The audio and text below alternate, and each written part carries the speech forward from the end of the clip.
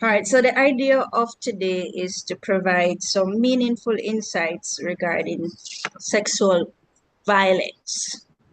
Now, as you may know, sexual violence is a historical phenomenon. It has affected many society. Its impact is usually very traumatic for those affected. And so the more information that you have, the more likely you are to help yourself and to help others. And so the conversation today is to help you, or to help to position you in such a way that you're able to help yourself and to perhaps help others who are victims of sexual violence. All right, so let me share my screen with you. Share screen, share. You have share screen options. Which one? Share. Yes.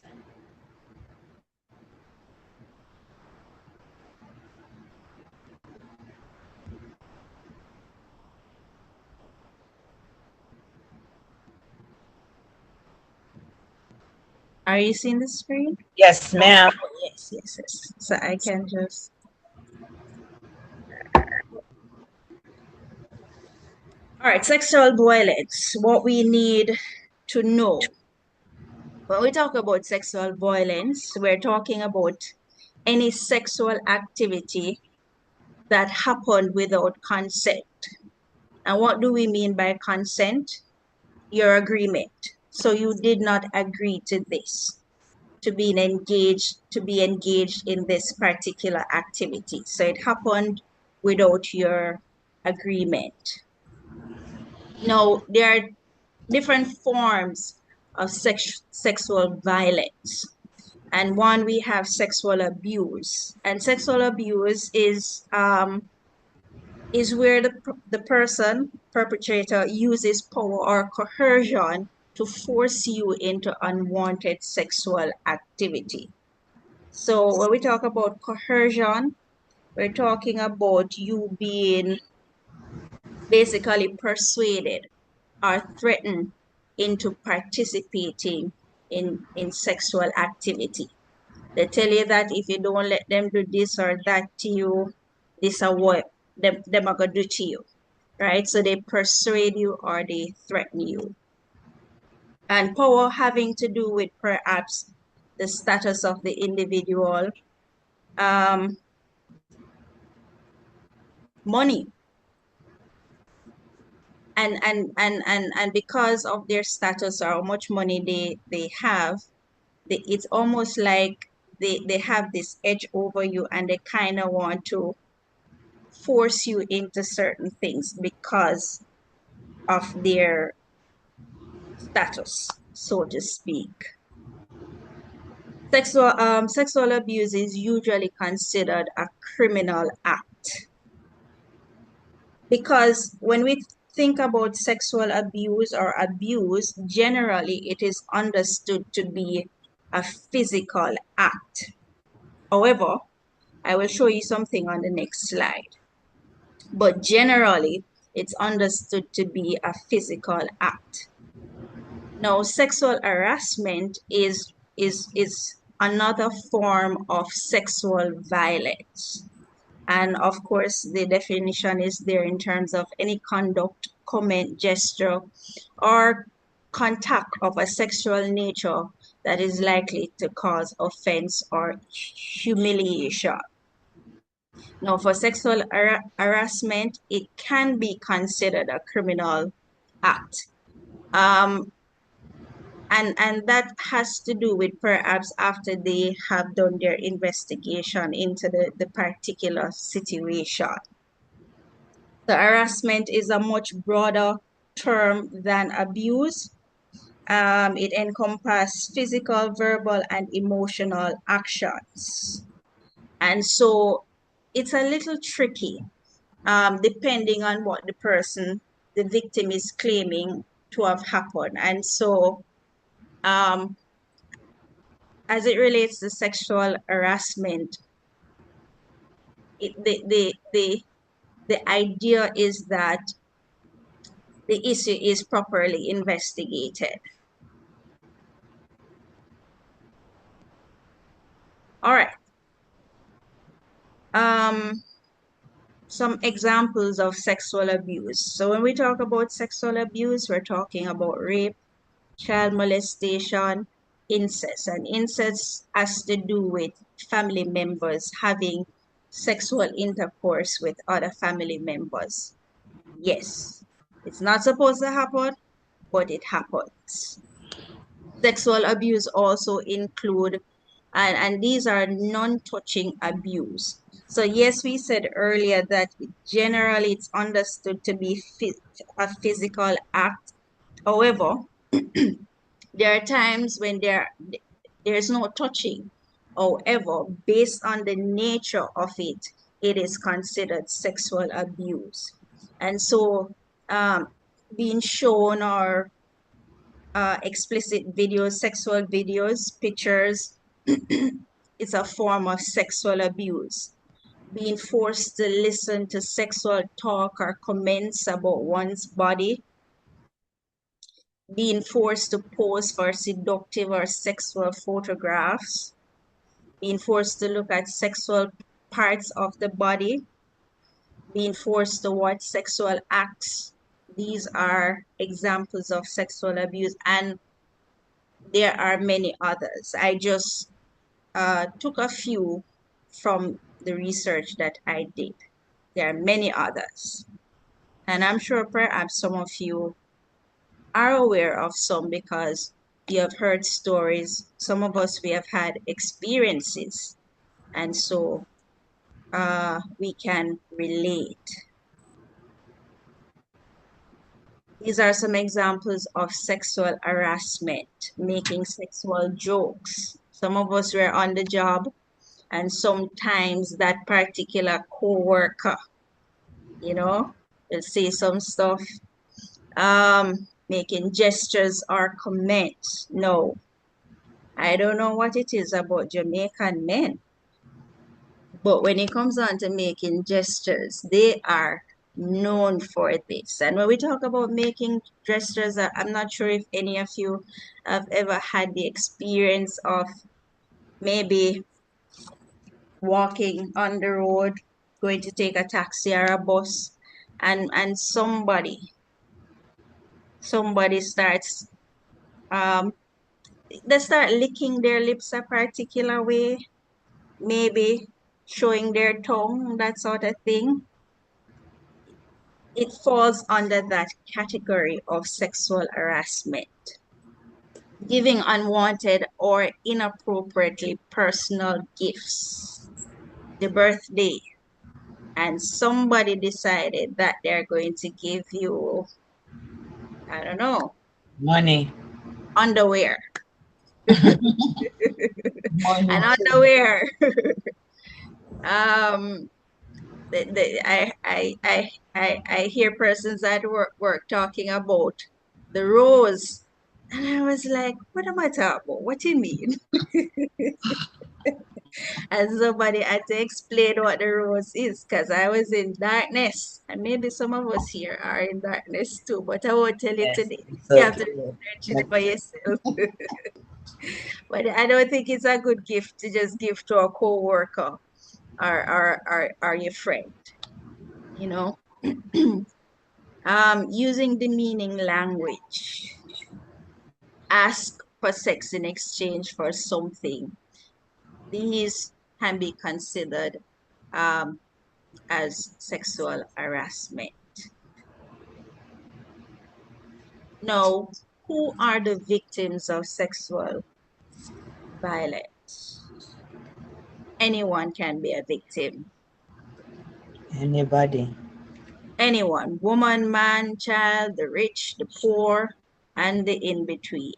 Not because you have money means that you're exempted from being violated sexually, not because you're a Christian. Anyone, anybody can be affected by sexual violence. No, when we look at some of, so if you look below, note briefly, some of the most vulnerable persons or population that are affected by sexual violence include the homeless. And we can understand with homelessness, obviously, chances are it's almost like you're uncovered.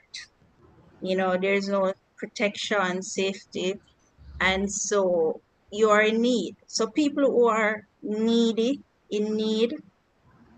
tend to be more vulnerable. So the homeless is obviously a population or a set of people that might be in need. Girls, especially because, usually they consider girls to be weak. Yes. The disabled, can't help yourself. Immigrants, in a similar position or situation in terms of being needy. So these are, and I believe that we can perhaps think of other groups that are likely to be affected by sexual violence. I just selected these. Just some information as it relates to sexual violence statistics.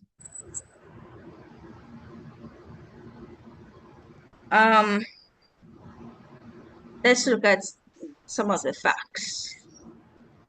Now it says that at least 1 in 4 females and over 1 in 10 males experience sexual violence during childhood. Now, maybe there are 12 of us here. Yeah. So, based on that, at least 3, 4 of us have been exposed, have experienced sexual violence. Yep. Yes. It's second point, common perpetrators of first experiences of sexual violence were friends or neighbors. So for most persons, their first experience of sexual violence was done by a neighbor or a friend. And usually, when abuse cases come up, that's where you look. The friends, the neighbors, people who are in close proximity or in relationship with that person. Those are usually the perpetrators. Second fact, the younger the victim, the more likely it is that the abuser is a family member, which could include an older sibling, unfortunately. I guess I still have a particular situation. And this individual was, just doing the most. And you're on the side wondering, like, what's happening? And then as I talked with the family and started asking some questions, and then they would tell me a story, and I would say, all right, but then something else happens, and I'm like, no man, so there's more. And until I would have realized that the abuse actually started from the individual was maybe 3 or 4, and this was an older sibling who, started abusing the child. So we have to make an effort to protect our children, to know what they're doing, to talk to them about certain things.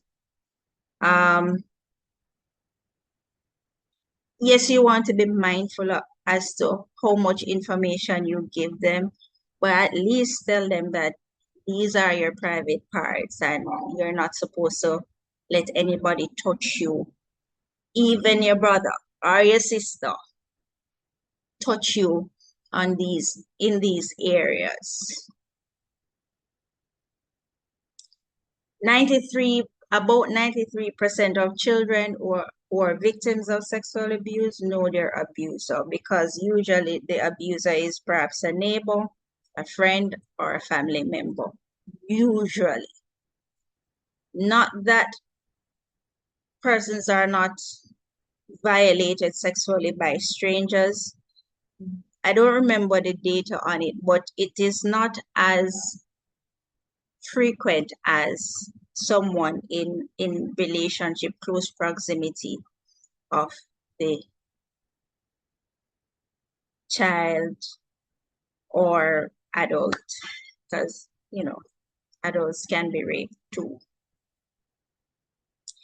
Now there is an average of 293,066 victims ages 12 or older of rape and sexual assault each year in the US. This means one sexual assault occurs every 107 seconds.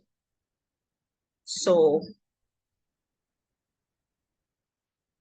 that's a lot. We're having at least two cases of sexual assault being reported within 2 minutes, basically. So the struggle is real, and it's a real issue that we're having. It's serious, and it's something that we want to do our best to address and to protect ourselves and our children. What are some of the factors that are responsible for perpetuating sexual violence?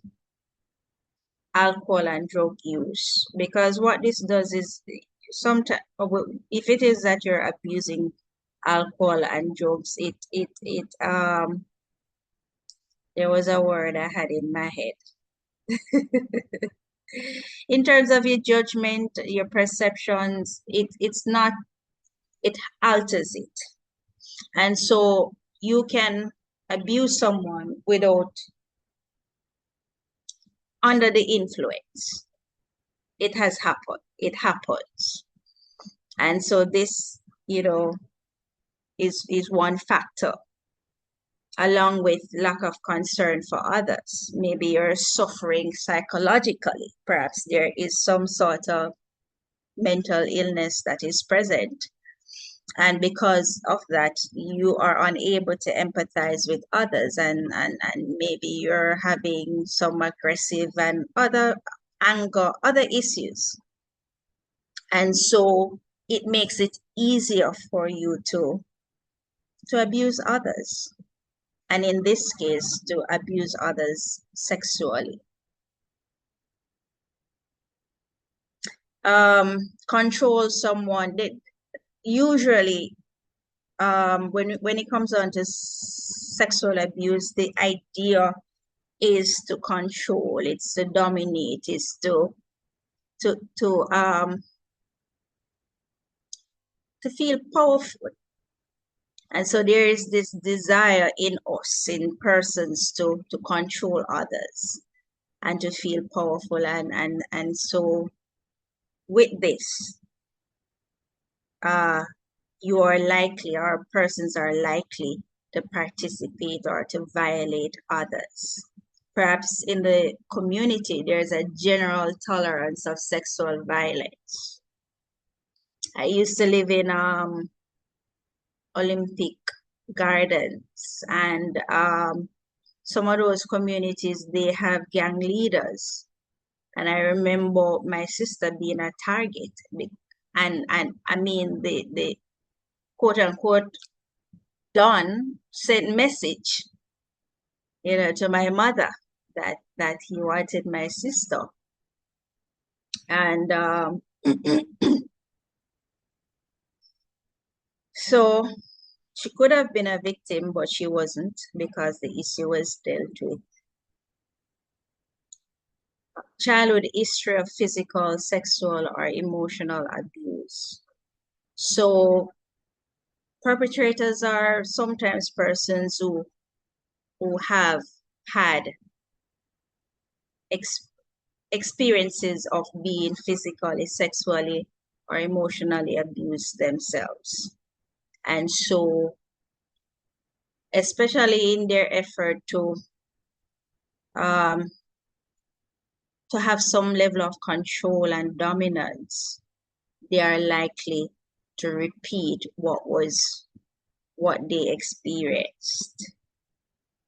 It's not a good thing. It's not an excuse, but it is likely to happen. It is likely for someone who has been abused to abuse others.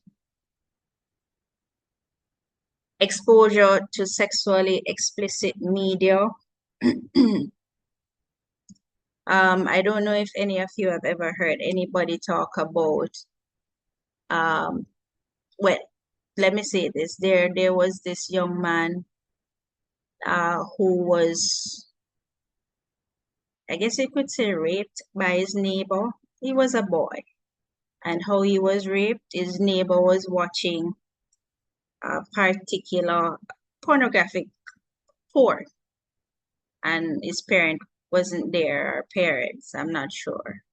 And he would have invited the little boy to come over. And, you know, I guess the little boy, of course, he was innocent and, didn't know that this was what he was about to be exposed to. And so, of course, they were there watching, and, the bigger one, the one who invited him over, basically took advantage of him. We have to be mindful of what we are watching, what we allow our children to watch, because they're likely to play out these behaviors. I don't know how many of you would have heard on the news just recently. We had a child raping another one at school.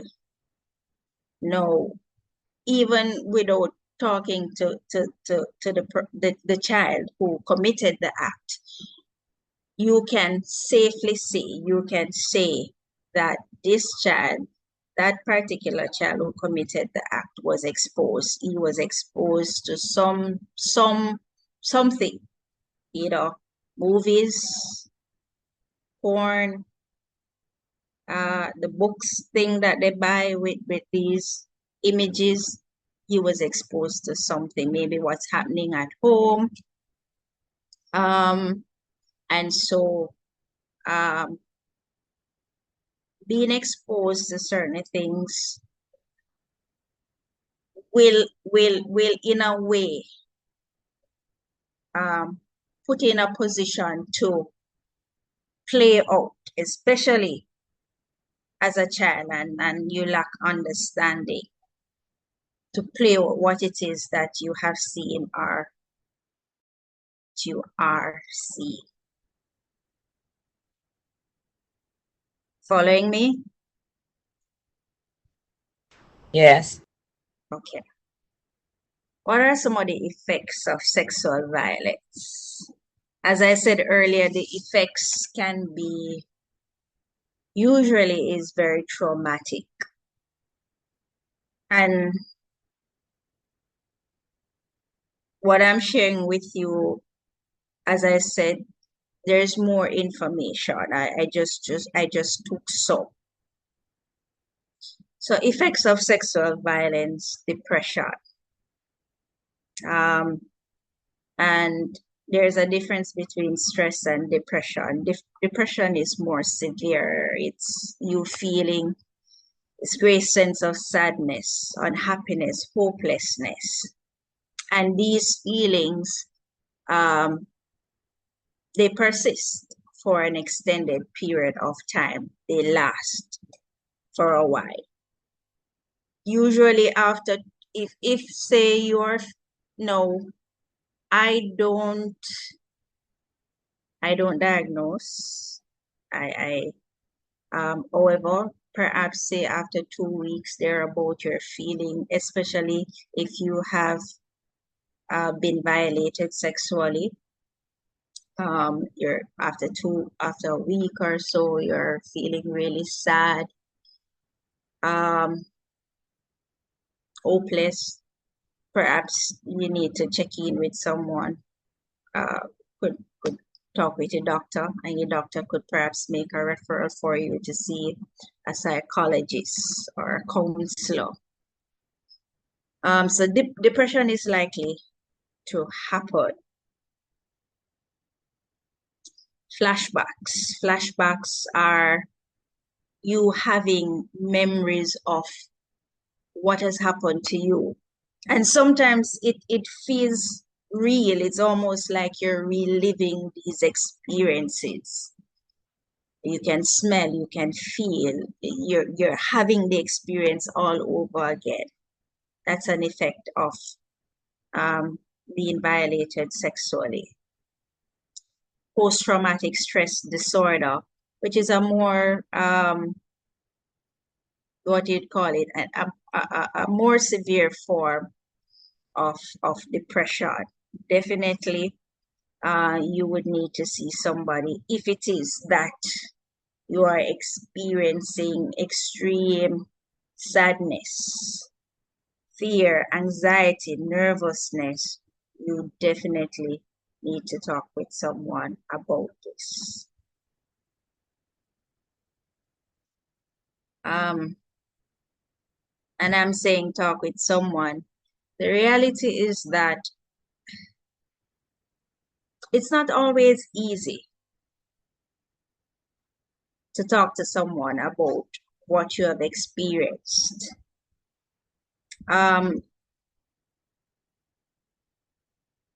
Usually, when someone experiences sexual abuse, they might feel guilty.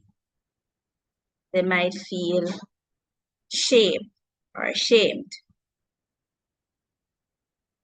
And because of that, it's not so easy for us to talk about it or for persons to talk about their experiences. But is it important to talk about it? Absolutely, yes. Because as we would have seen above in terms of some of the effects, depression, flashbacks, post-traumatic stress disorder, suicide, self-harm. I've met many young ladies who cut themselves. Sometimes when you look at some of the cuts, I'm wondering to myself, like, you're never afraid. You cut something, cut the wrong thing, you know, because of the pain of what they have experienced, the shame that they feel because perhaps they trusted the individual and now this individual has violated them. They feel guilty, like as if they did something wrong. And so they carry, survivors, they carry these things with them. Another likely effect of sexual violence, substance abuse. Sometimes we're just looking for a way to cope with what we have endured. And so you find that you're just, drinking, smoking. Does this take away the pain? No, it doesn't. Maybe in the moment, it kind of relaxes you depending on what you're smoking or drinking.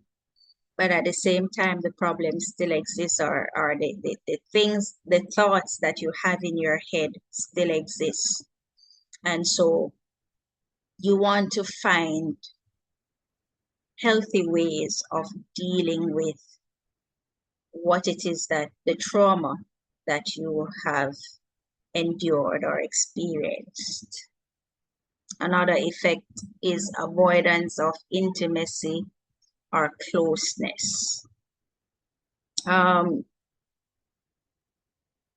Very often you hear persons, especially married people, talk about this.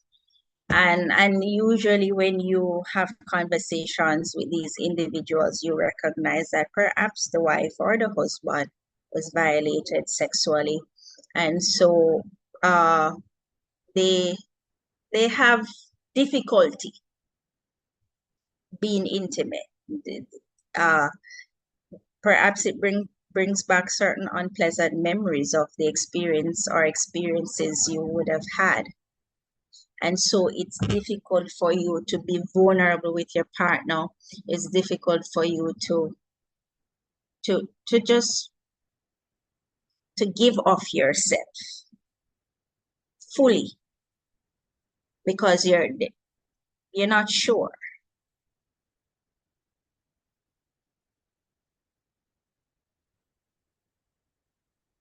Now, what our abusers look like sometimes, are signs of a potential abuser. All right. So these are some, we as we said earlier, these are people in our lives. Sometimes they are the friends, they are the co-workers, the next door neighbor. So persons who are exceptionally caring and trying to get close. You want to, and of course you want to be careful, because somebody could be genuine, but at the same time, maybe there is something there that you're suspicious about. It just something not connecting. You feel it, you sense it, like why this person always wants to come over, and they're just so friendly and that sort of thing. Usually you're suspicious of the person, even though the person, is seemingly friendly, caring. There's something that screams like to you that, let me just dress back a little. So,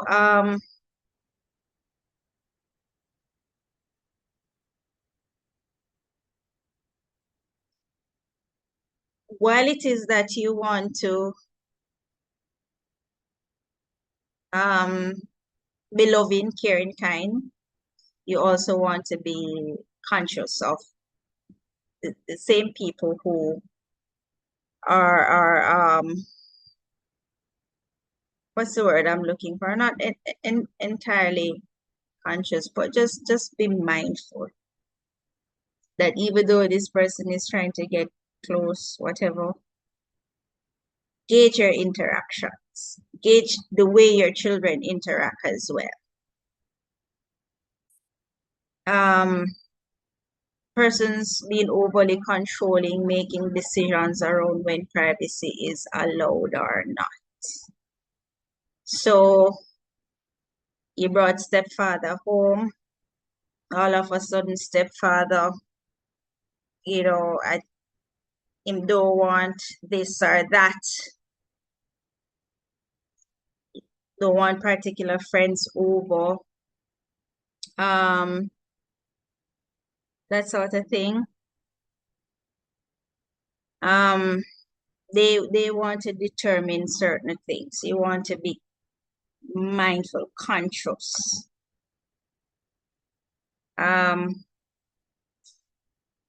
Abusers, sign of a potential abuser. They don't want to abide by boundaries. So they want to do what they want to do. Many, many years ago, I've had an experience of someone just not abiding by boundaries. I was young, was a young girl or a child at the time. And it left a mark because I couldn't understand why the man just opened the door, you know?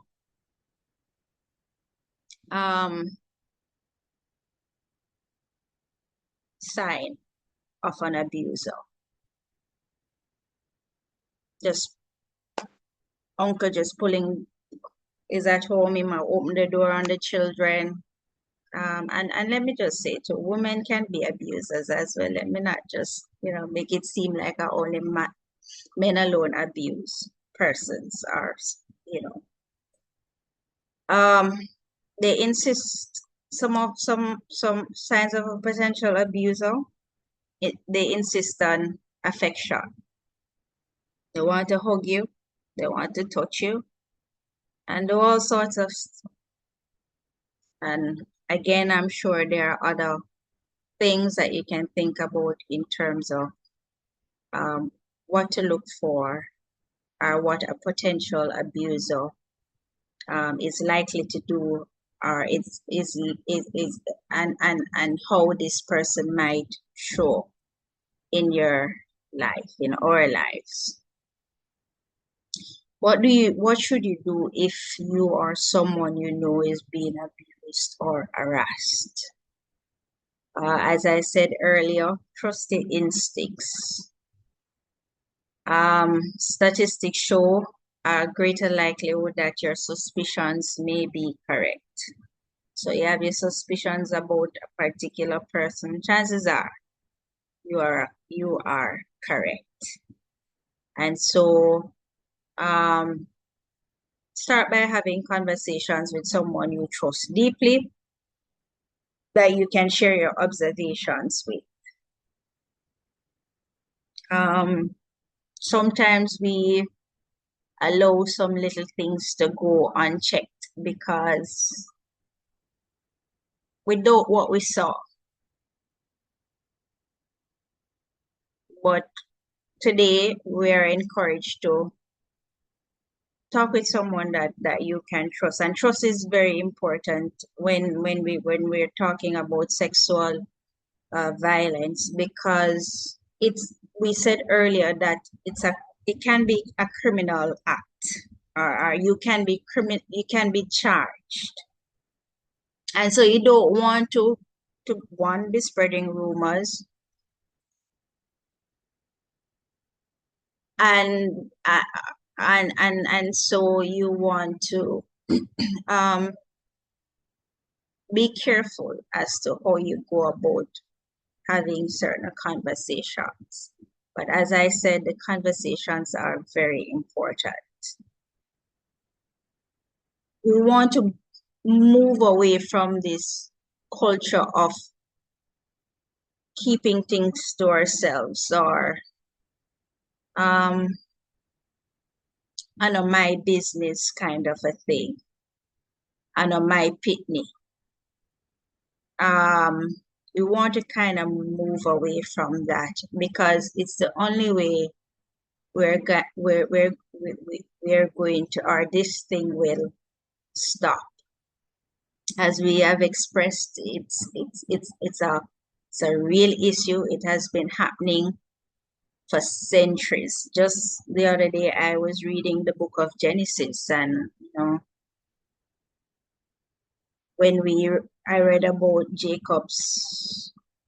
Joseph's, remind me, Israel, Jacob, his daughter, and how his daughter was sexually violated. So it's not just a yesterday issue, it's a long time issue. So this idea of my business is also what is also perpetuating this cycle of abuse. Call 911. Make a report.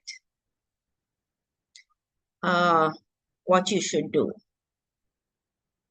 Here in Jamaica, we have what is called victim support. Now, victim support, they provide counseling. I know Pastor Shelley said that I am an expert, but victim support, they have experts in that area. They counsel with sexual victims. And I believe that they have agencies in different parishes.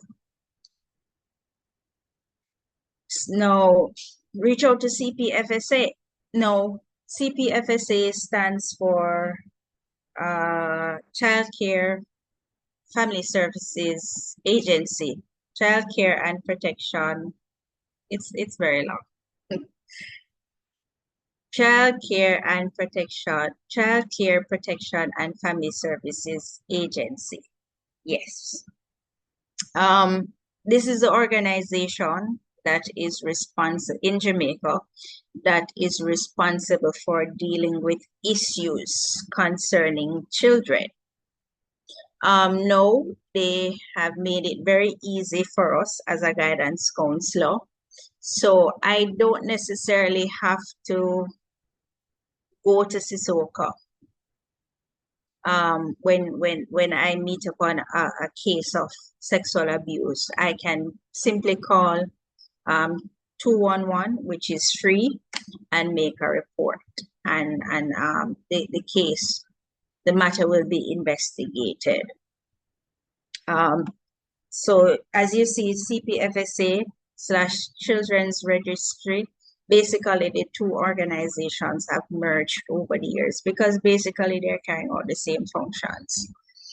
And then we have at the bottom CISOCA.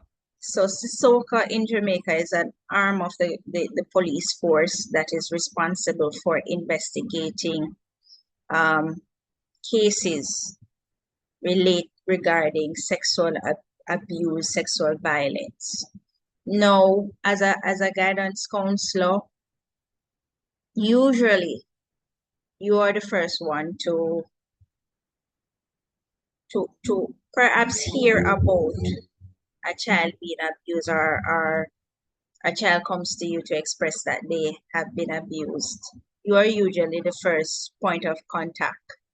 Now, when we get these cases, usually, not usually, but all the time, we're supposed to report them so that they can be investigated and the child can be helped further. As I said, for victim support and the Child's Protection Agency, they have case officers who are trained to deal with certain cases. Because some of the cases that you meet upon, they're bad. They're really, really bad. And it on the surface, counseling will not help some of these children. And what we don't want is them growing up and becoming abusers themselves. What we don't want is them just out there struggling,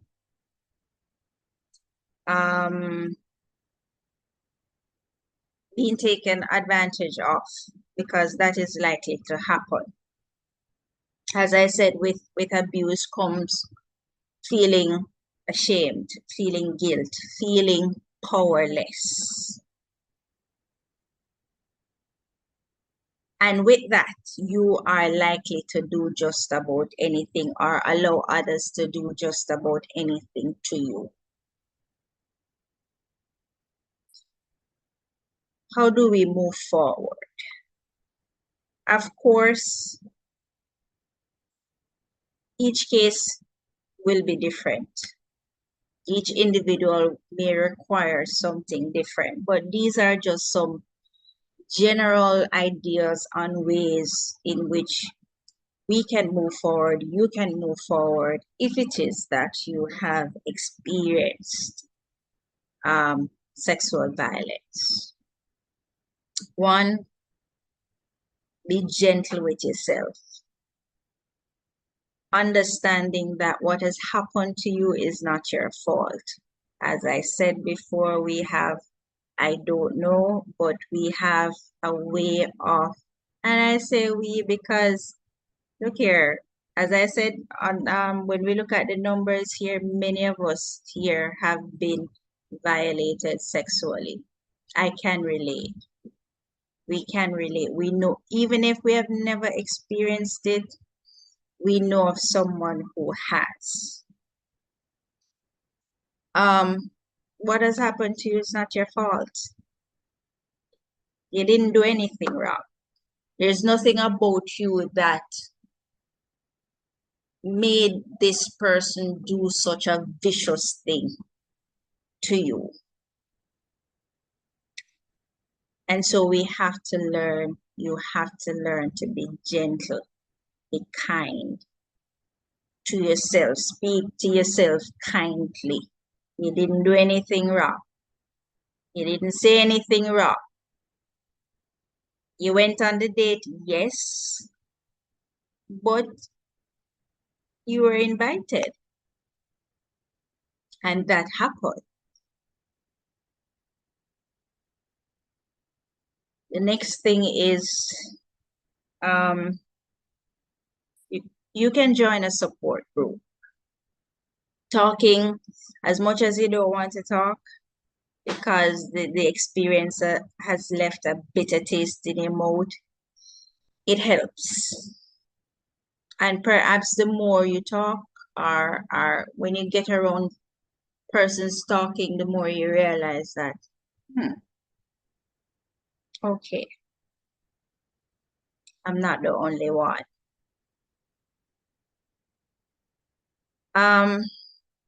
Do individual counseling.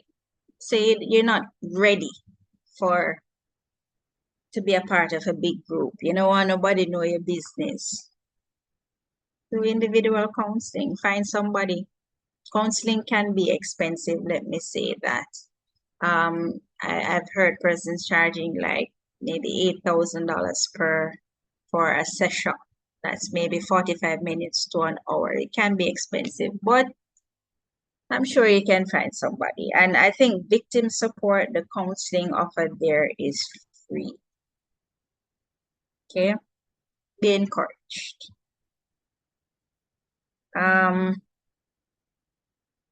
Read, write, draw. The idea is to watch a film, listen to music. The idea is to somewhat distract yourself from what has happened. If it is that you keep replaying, you keep reliving the experience of being abused, it's going to weigh heavily on you. And so while it is that the idea is not for you to forget, but to kind of set yourself in such a way where this is not the focus every day. Because what will happen is that you're going to fall into depression. And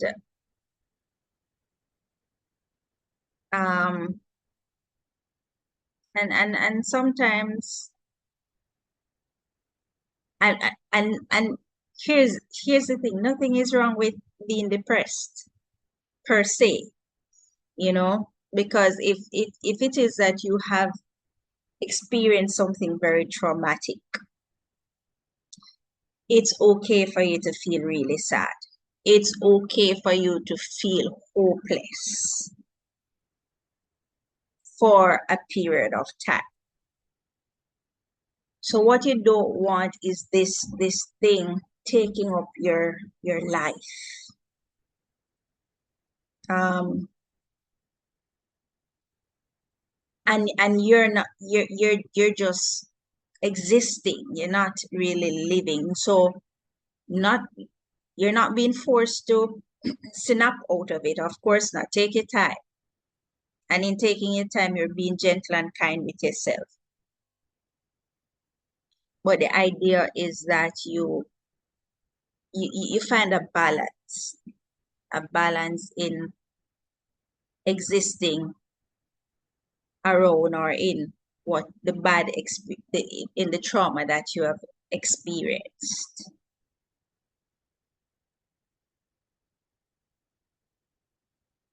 Pray.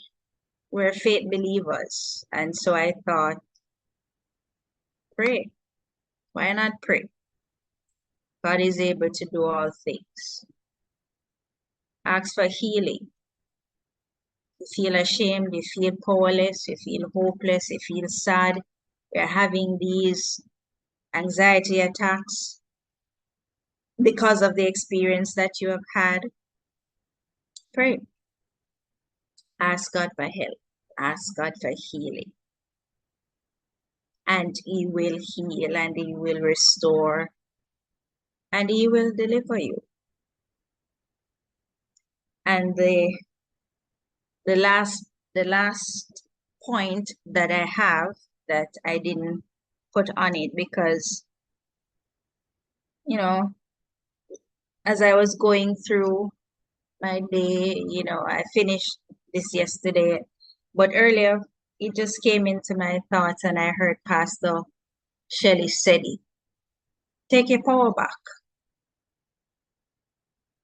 In moving forward, you have to be intentional about taking your power back. I told you of a story that a situation that I encountered, and as I said, it kept escalating. Other situations kept coming up, and I remember the principal saying to me, "She doesn't understand." And I thought about it, and I asked the person who was participating in certain activities,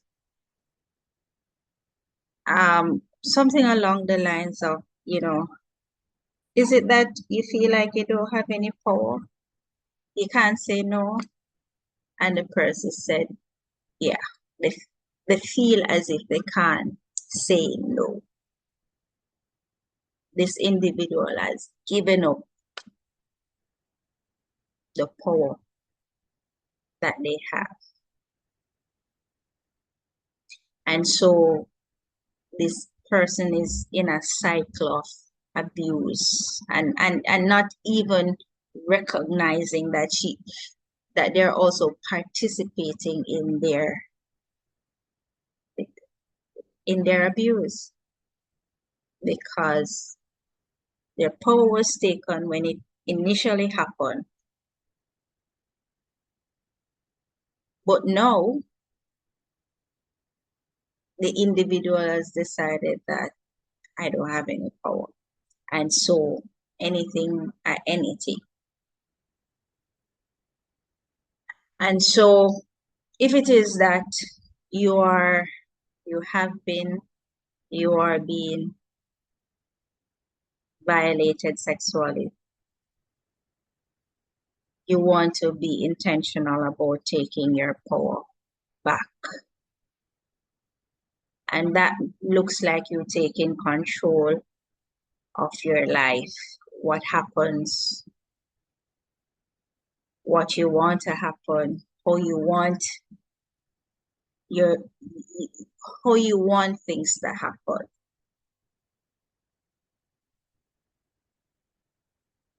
And trust God in the process.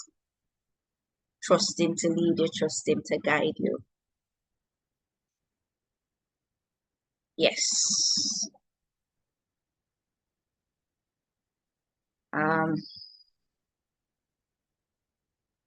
There ended my presentation for today.